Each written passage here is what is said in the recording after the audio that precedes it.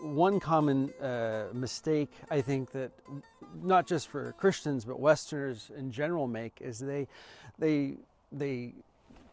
don't separate Muslims from Islam. They put them together, and when they do that, there's some common mistakes that happen. And the first thing I'm going to talk about is the idea of what Christians think Islam is. Now, to be honest, and unfortunately I have to say this, is most Christians don't even know what Islam is. You know, they've maybe seen a few clips on the news, they've seen these terrorist attacks on buildings and all these wars taking place in the Middle East, and the word Islam comes up often, and Muslim comes up often, but again, they can't differentiate between the two and what the differences between the two are.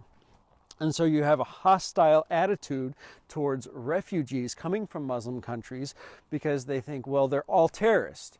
And then you have, on the other hand, in the West, coming from the media and from various leaders saying, well, Islam is a religion of peace. And so what I'm going to address is that these two things are misconceptions and how we need to rightly think about them. When it comes to the idea about Islam, the reason we have a misconception is because we've never read the Quran. I mean, if you want to learn anything about a religion or a way of thinking or somebody's thought or philosophy, is you have to go back to the primary source. And the primary source for all Muslims is the Quran. The second primary source that they would also look at is what's called the Hadith. And they're collections and sayings of what Muhammad. And they were collected in these huge volumes. I actually have in my office 3 of the most accepted volumes, and they're about this much books. So you have to read through these primary sources for them of all this material. And there's also something called the Surat or Siyar, and that is the early biographies of Muhammad. Once you have read these primary sources, these 3 major primary sources, then you begin to understand what really Islam is. And the problem is with Christians in the West, we think of Islam is when we meet a Muslim and say, well, I've met this Muslim and I've met that Muslim and they're pretty good people and they're nice people and they're friendly and hospitable. So Islam must be a friendly, hospitable, nice religion. And that is where the greatest misconception comes in, because you can't equate a Muslim and how they act and who they are from what their actually religion teaches. In our video series, we just talked about misconceptions that Muslims have about Christianity, about the Bible, about the church, and so forth. And one of their greatest misconceptions come from that they've just never read the Bible. They've never read the actual source of where the Christian teachings come from. And so that's one of the things that we're going to address right now when we talk about Islam and the realities of Islam and what that actually looks like, and as we talk about Muslims and what our misconception as Christians and as Westerners of what Muslims are.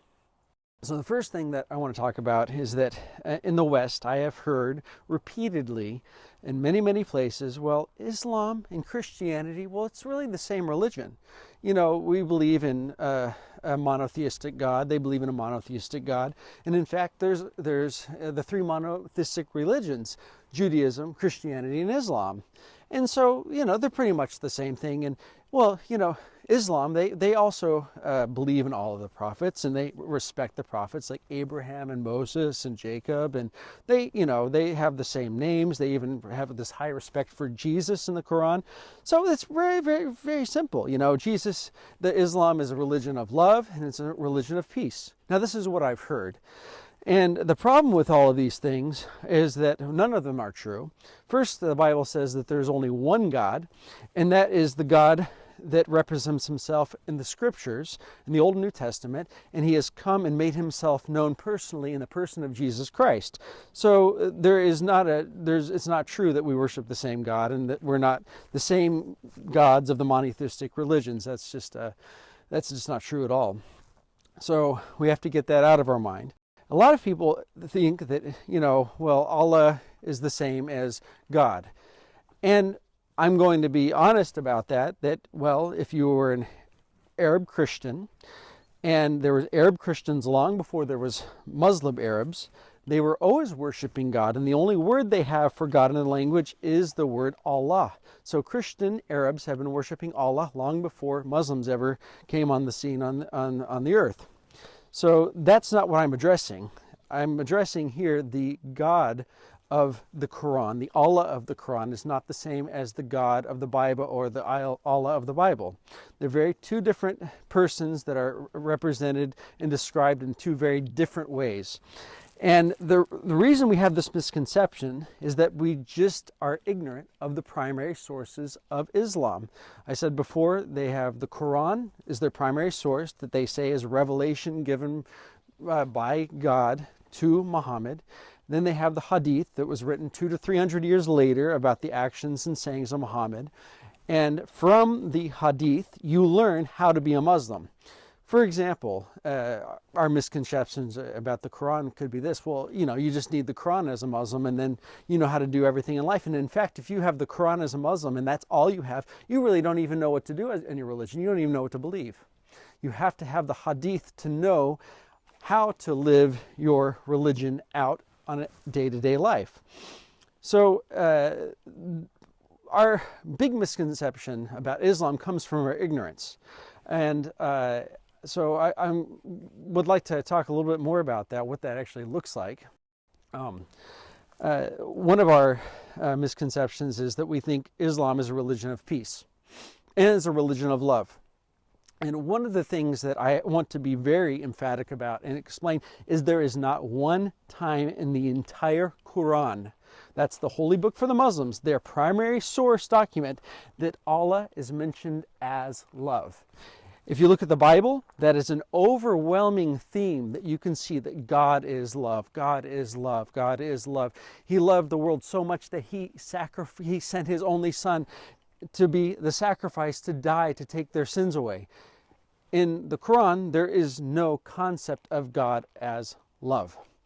To me, that's a very stark contrast that needs to be said. So the other thing that you could also, people say, is that Islam is a religion of peace.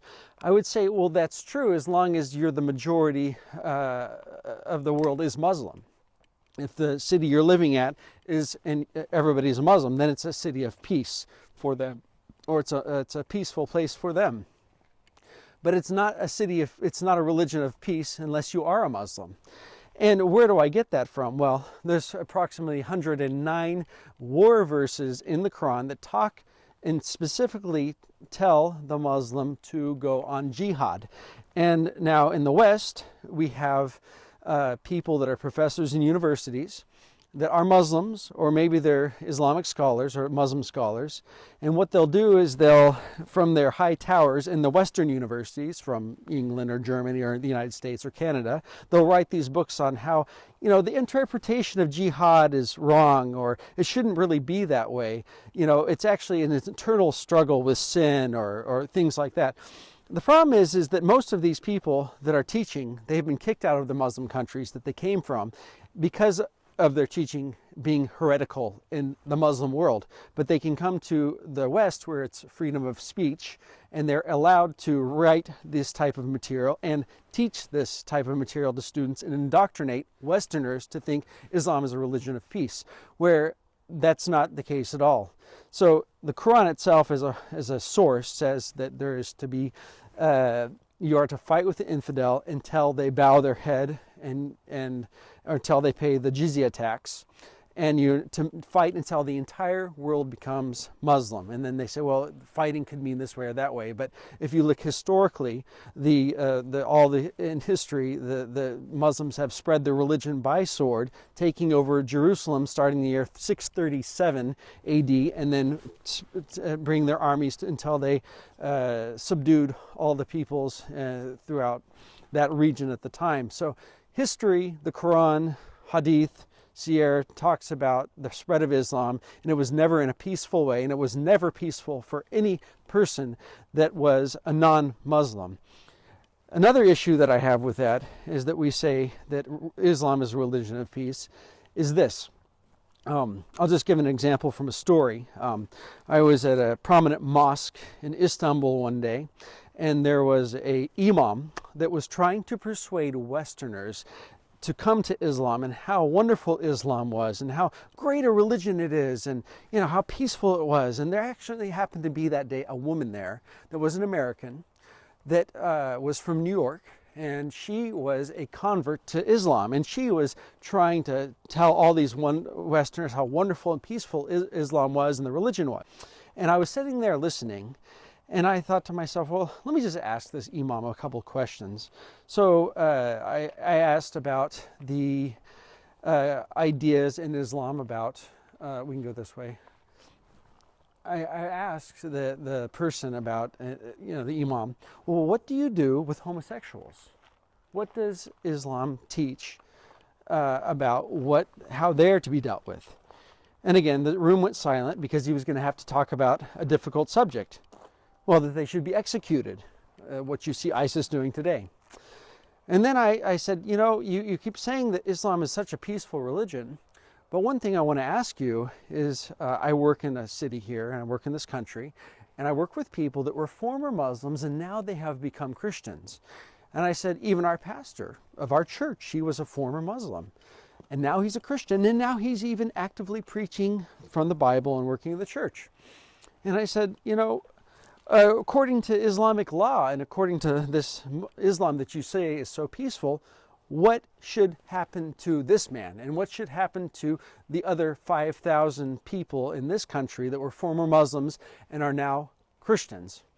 And he looked at me, and all the other foreigners there that were being indoctrinated in how great Islam was looked at him, and it was silent. And then the woman that was a Muslim, she was wanting to know the answer because she didn't know actually either. And he said, well, because in Turkey, we're a secular republic, they are free to change their religion if they want. However, one day when that changes, meaning to Sharia law, and this becomes the Islamic Republic of Turkey, he says they're going to have two options. They're going to have to leave, or they'll have to die. And that is the punishment for a murtad or murtad, somebody that's an apostate. And again, no matter how much they would try to show that this is a peaceful religion and a religion of love, when it comes to the primary sources and when it comes to these essential issues, it really is not.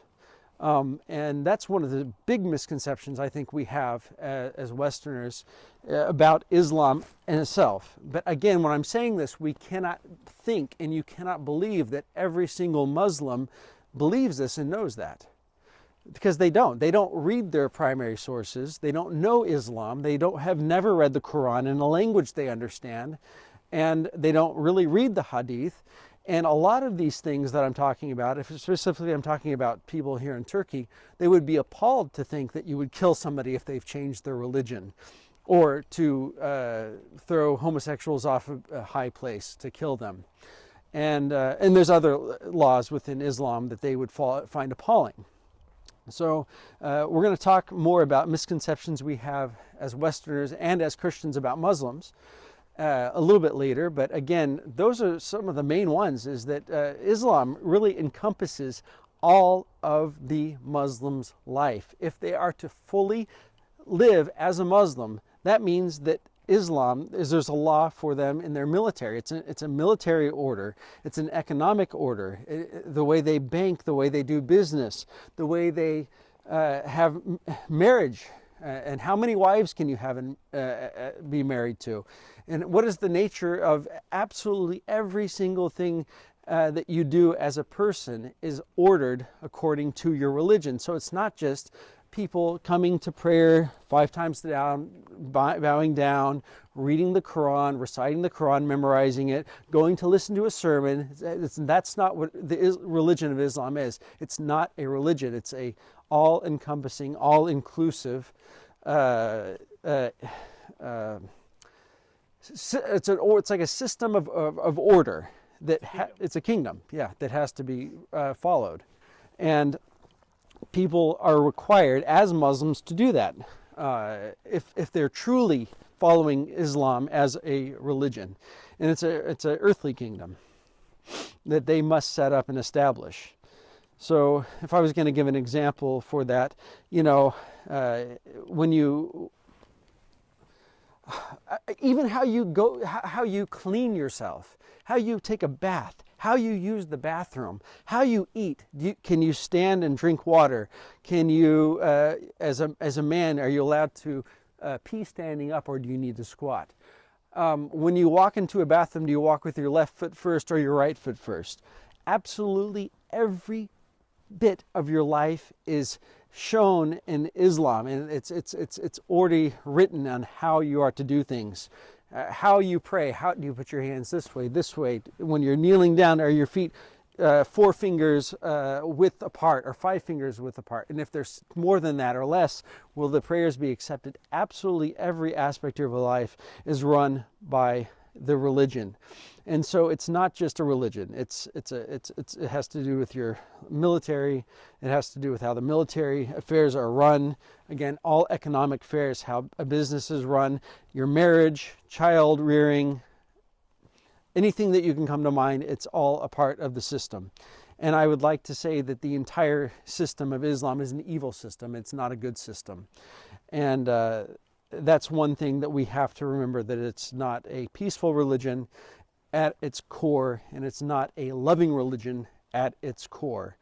And I say that, and I know that there's going to be a lot of objections, again, by liberal Muslims in the West that like to reinterpret and say, well, the Quran doesn't really teach you to, you know, beat your wife.